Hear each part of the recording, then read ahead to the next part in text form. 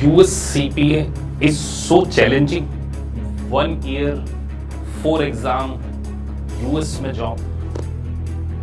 देखिए, अमेरिका के chartered accountancy का कोर्स क्या ये चैलेंजिंग है या इतना आसान है कि हर कोई बीकॉम ग्रेजुएट स्टूडेंट इस US CPA को बहुत आसानी से पास करके US में नौकरी, बिग 4 में जॉब, 10 लाख का पैकेज क्या आसानी से अचीव कर सकते हैं?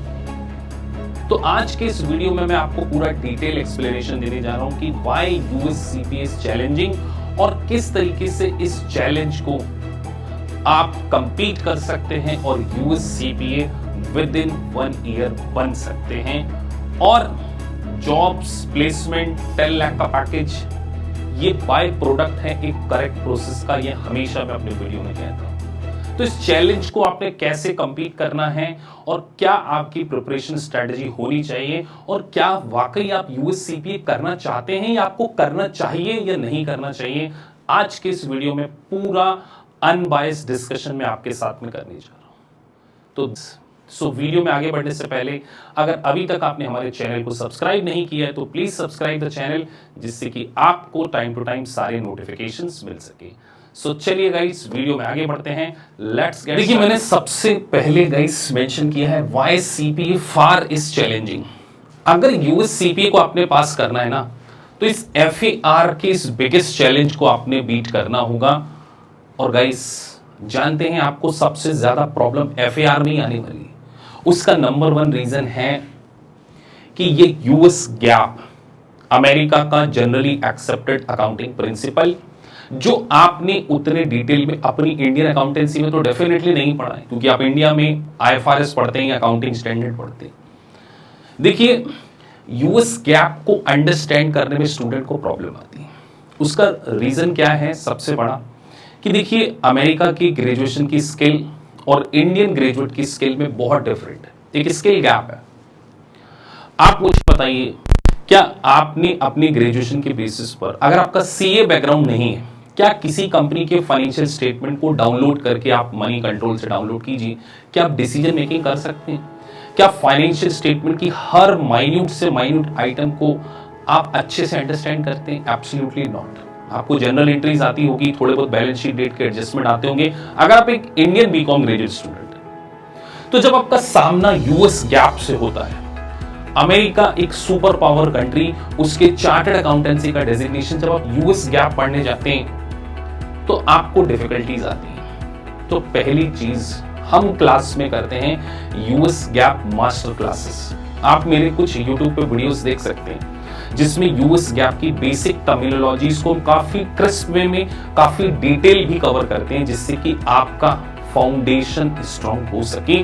तो अगर आपने US CPA बनना है, आपने पार को फर्स्ट अटेम्प्ट में पास करना है, तो आपके फंडामेंटल बहुत ज्यादा स्ट्रांग होने चाहिए।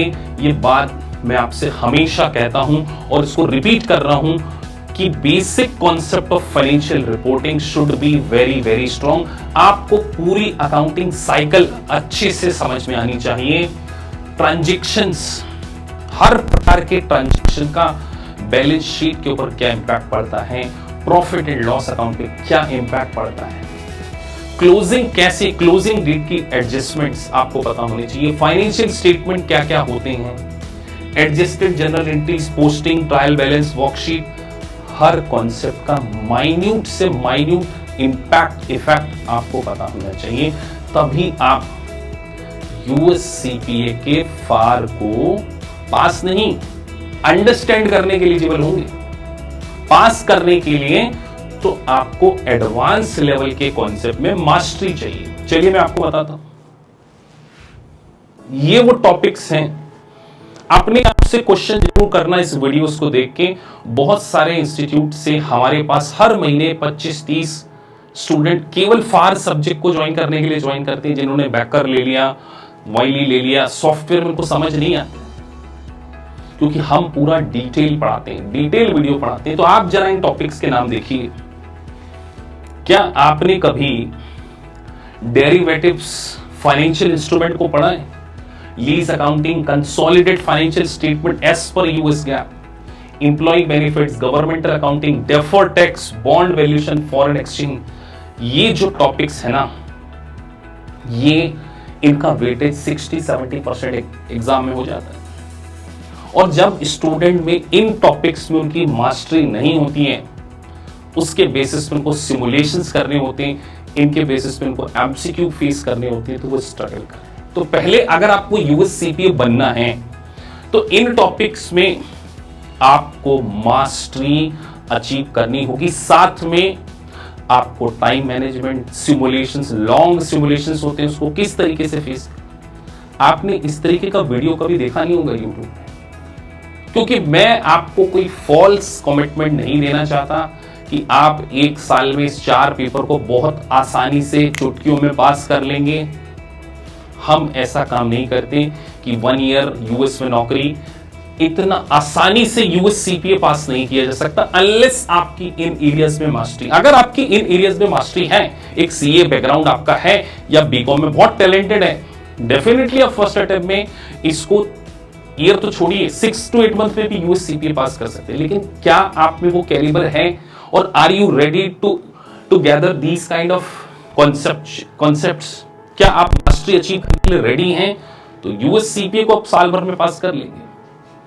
अब सिमुलेशंस, एग्जिबिट्स वाले सिमुलेशंस, स्टूडेंट्स क्या है, सिमुलेशंस के कारण भी बहुत ज्यादा फेल हो जाते हैं। देखिए, जब इन एग्जिबिट्स को ओपन करके 3-3 पैराग्राफ के क्वेश्चंस ओपन होते हैं और वो उनकी प्रैक्टिस नहीं करते हैं, फिर पास होना मुश्किल काम होता है। तो मैं आपको यहां एज ए मेंटोर ये गाइड कर रहा हूं कि आप सबसे पहले इस बात को एक्नॉलेज कीजिए कि आप अपनी जॉब के साथ में कितने घंटे पढ़ सकते हैं।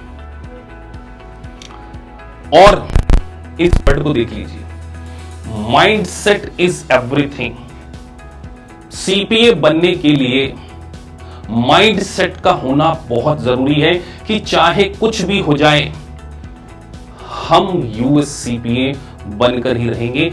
ऐसा माइंडसेट अगर आपका है तो डेफिनेटली आप यूएससीपीए फर्स्ट अटेम्प्ट में बनेंगे। एज ए मेंटोर मैं आपको गाइड करूं, आप 3 बातों के ऊपर फोकस कीजिए। सबसे पहले सर, बेसिक फंडामेंटल आपके बहुत ज्यादा स्ट्रांग होने चाहिए।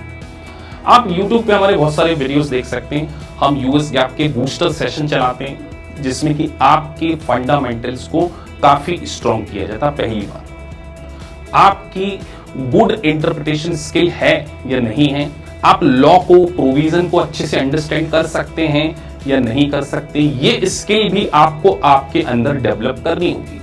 Guys, being a working professional, देखिए आपकी जॉब होती होगी, आपकी संडे सैटरडे ऑफ होता है, क्या एक डेली बेसिस पे आप रेडी हैं 2 आवर पढ़ने के लिए? और एटलीस्ट संडे सैटरडे आपको 4 to 5 आवर्स पढ़ना ही होगा, तभी आप यूएससीपीए बनेंगे। हाफ आवर, 1 घंटे की पार्ट टाइम स्टडी से आप यूएससीपीए नहीं बनेंगे। तो मैं आपको जो 3 बातें कह चुका हूं कि आपकी गुड इंटरप्रिटेशन स्किल होने चाहिए, बेसिक फंडामेंटल स्ट्रांग होने चाहिए, रेगुलरिटी इज द की। और जाते जाते एक बात कहूं, अगर आप यूएससीपीए में एडमिशन लेने जा रहे हैं ना, आप 3.5 लाख को इन्वेस्ट करने जा रहे हैं, तो एटलीस्ट आपको रिसर्च करना चाहिए, आपको लेक्चर देखना चाहिए फैकल्टीज के कि क्या आपको फैकल्टी के लेक्चर अच्छे से समझ आ रहे हैं कि नहीं आ रहे। रेगुलेशन, बीसी, ऑडिट, फार, अगर आपको फैकल्टी के लेक्चर समझ में आ रहे हैं, आप कंफर्टेबल हैं, 2-3 घंटे डेली पढ़ सकते हैं और एक मिशन पर हैं आप, यूएससीपीए, तो ये चैलेंज को आप काफी आसानी से बीट कर लेंगे। और सच में विद इन 1 ईयर आप यूएससीपीए होंगे और फिर आपका बिग 4 में प्लेसमेंट या यूएस में जॉब, ये जो ड्रीम है ना, ये ड्रीम नहीं रहेगा, ये रियलिटी बनेगी। और AKPIS इंस्टीट्यूट की मेंटोरशिप बैच डेफिनेटली आपकी इस ड्रीम को पूरा करने का कमिटमेंट दीजिए। So thank you guys for watching this video. अगर आपको वीडियो अच्छा लगा है तो please like and subscribe the channel. और जाते जाते एक बात कहूं, mindset is everything to pass USCPE.